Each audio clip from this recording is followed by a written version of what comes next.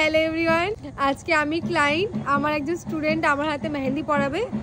তো আমি সিলেক্ট করছি কোন ডিজাইনটা আমার ভালো লাগে, সেটাকে ও একটুখানি ওর মতো করে দেবে।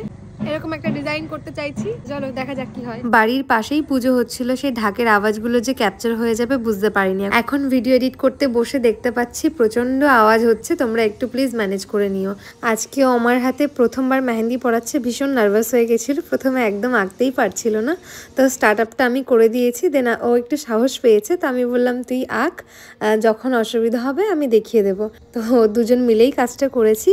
তো ডিটেলিংটা জাস্ট দেখো। আর ব্যাক সাইড করার সময় না ও চলে গেছিলো, ওর ট্রেন ধরার একটু তাড়া ছিল, যার কারণে ব্যাক সাইডটা আমার একাই করতে হয়েছে, না হলে হাতটা ফাঁকা ফাঁকা লাগছিল, ভালো লাগছিল না।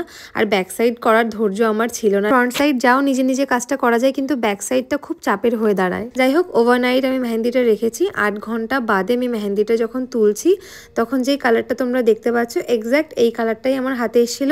আর আমার কোনো রকম কোনো ফিল্টার অ্যাড করা নেই, কারণ আমি কোনোভাবে আমার ফলোয়ারদেরকে মিসগাইড করতে চাই না। মেহেন্দি পরার পরে আমি হাতে কোনো রকম লেবু চিনির ঘোল লাগাইনি, জাস্ট মেহেন্দিটা তোলার সময় সর্ষের তেল দিয়ে তুলেছি। 36 ঘন্টা বাদে হাতে এই কালারটা এসছে, 48 ঘন্টা বাদেরটাও আপডেট দেব।